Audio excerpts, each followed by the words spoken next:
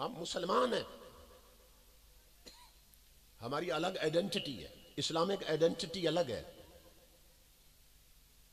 हिंदुओं की अलग पहचान है, सिखों की अलग पहचान है, ईसाइयों की अलग पहचान है, यहूदियों की अलग पहचान है। मैं यूरोप के दौरे पे जब जाता रहा हूं तो मैं देखता था वहां 40-40 साल से सिख रहते हैं, हिंदू रहते हैं, अंग्रेजों के माहौल में रहते हैं, मगर उन्होंने अपनी रहकर वहां मजहबी अलामतें नहीं छोड़ी। हिंदुओं की मजहबी अलामत है कि वो कशका लगाते हैं, गले में जुन्नार पहनते हैं, वो वहां भी पहन रहे हैं।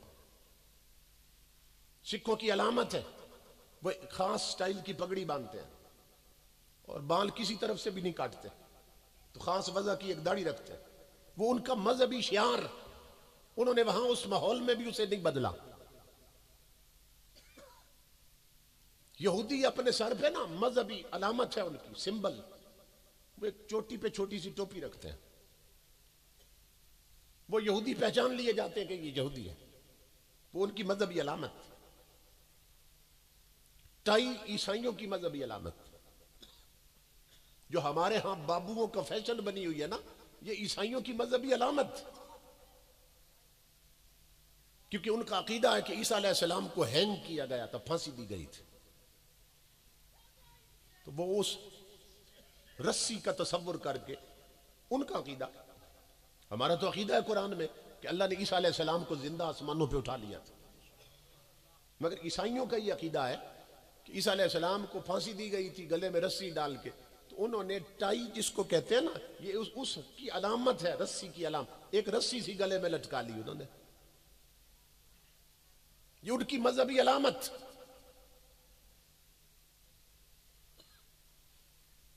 और फिर जो टाई है उसको जब गिरा लगाते हैं ना, उसको गांठ देते हैं, गड मारते हैं उसको, तो उसको आम तरीके से गिरा नहीं लगाई जाती, उसके लिए खास प्रैक्टिस की जरूरत होती है, खास अंदाज से उसको गिरा लगाते हैं। और जब गिरा लगाते हैं तो जो टाई होती है उसका ट्राई एंगल बनता है, 3 कोने उसके निकल जाते हैं। ये ट्राई एंगल क्या है? ये उनकी ट्रिनिटी का तस्वुर है, अकीदा तसलीस, कि वो 3 खुदाओं के कायल। ये उनकी मजहबी अलामत, जो उनकी मजहबी अलामत है काफिरों की, वो हमारे यहां हमारा फैशन बनी हुई है।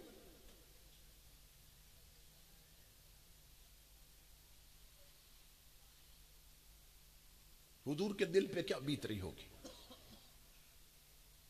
हुजूर सल्लल्लाहु अलैहि वसल्लम के एक सहाबी थे, अब्दुल्ला बिन आमर, वो हुजूर की बारगाह में आए तो उन्होंने उस रंग के कपड़े पहने हुए थे जिस रंग के कपड़े उस दौर में काफिर पहनते थे। बाकी पूरा लिबास उनका इस्लामी था, इस्लाम के मुताबिक, सिला हुआ इस्लाम के मुताबिक था, जिस्म ढका हुआ इस्लाम के मुताबिक था, मगर सिर्फ रंग मिलता था काफिरों के साथ। जाफरानी रंग के कपड़े उस दौर में काफिर पहनते थे। जब वो हुजूर के सहाबी आए ना हुजूर के सामने, ताजदारे कायनात के चेहरे का रंग बदल गया गुस्से के साथ। इमामुल अंबिया ने फरमाया, इन हाज़िही मिन सियाबिल कुफ़ार, फरमाया उतार ये कपड़े, मेरा गुलाम होकर काफिरों वाला रंग पहना है।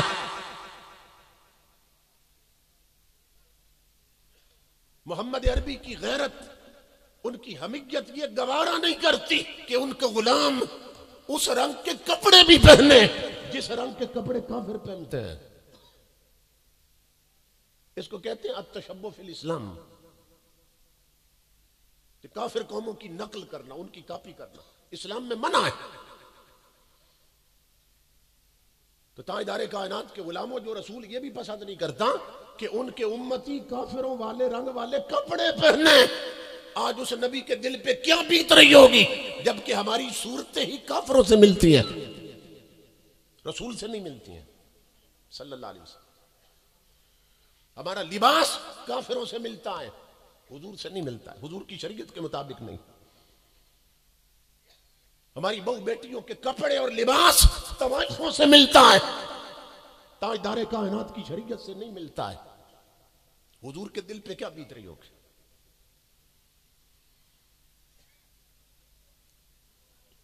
इमाम अल अंबिया ने फरमाया ये काफिरों वाले कपड़े हैं, उतार देना।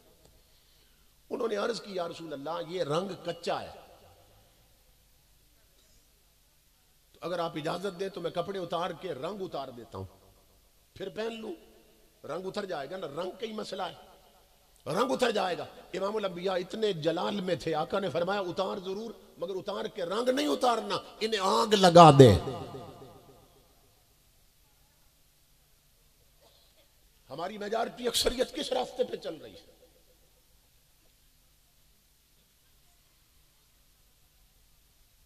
इमाम अल अंबिया के गुलामों, अपनी सूरतें हुजूर की सूरत से मिलाओ, अपना लिबास हुजूर की शरीयत से मिलाओ,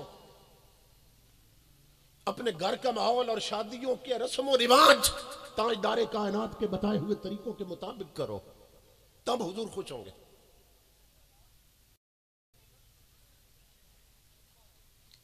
अल्लाह रब्बुल इज्जत को कितना प्यार आता है कि जो फिरौन था उसने खुदाई का ऐलान कर रखा था कि मैं खुदा हूं, और बहुत से लोग उसे खुदा मानते थे और सजदा करते थे। तो एक बंदा था जो काफिर था और उसको खुदा मानता था दूसरे लोगों की तरह, लेकिन वो नकाल बहुत था, नकलें उतारता था, हर एक की नकल उतार लेता था। तो कौम के लड़कों ने उसे कहा, लोगों ने कहा कि तू हर एक की नकल उतारता है, तो कभी मूसा अलैहिस्सलाम की नकल भी उतार।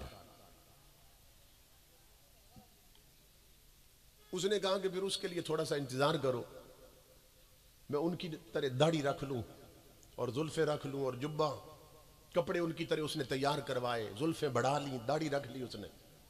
असाए मूसवी मशहूर है, वो डंडा हाथ में रखते थे मूसा अलैहिस्सलाम, उसने वो एक डंडा सा भी बनवा लिया। जब सारी तैयारी कर चुका और पूरा हुलिया बना चुका, अब कहा लोगों को इकट्ठा करो, मैं मूसा अलैहिस्सलाम की नकल उतारता हूं। मजमा लगा है और वो ऊंची जगह पे खड़ा होके ना मूसा अलैहिस्सलाम की नकलें उतारने लग गया। वो नकलें उतार रहा था कि अल्लाह रब्बुल इज्जत ने आवाज दी, जिब्रील देख नीचे क्या हो रहा है। अर्ज की मौला काफिर है, फिरौन को खुदा मानने वाले, मूसा अलैहिस्सलाम की नकल उतार रहा है। फरमाया जिब्रील गवाह बन जाओ, मुझे अपनी इज्जत की कसम, जब फिरौन और उसकी पूरी कौम को मैं दरिया में गर्क करूंगा, इस बंदे को मैं डूबने नहीं दूंगा, इसे गर्क नहीं होने दूंगा। क्यों? कि इसके जिस्म पर मेरे नबी की अदा उतर चुकी है।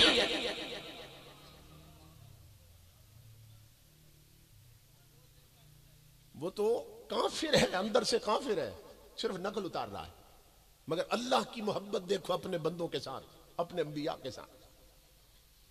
कहा कि इसके जिस्म पर मेरे नबी जैसा लिबास उतर चुका है, इसके जिस्म पर मेरे नबी की अदाएं उतर चुकी हैं, सारे डूबेंगे, मैं इसे डूबने नहीं दूंगा।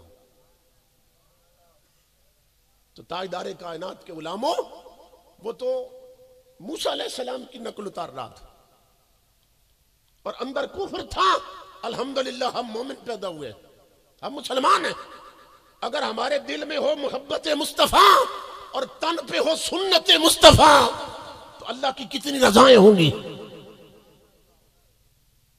फिर दुनिया की कोई ताकत मुसलमानों को गर्क कर सकती? कोई आंधी इन्हें उड़ा सकती? कोई जलजला इन्हें दबा सकता है? कोई बिजली इन्हें जला सकती है? मगर यह है कि हमें चूरी खाने वाले मजनू, और इस्लाम खून मांगता है।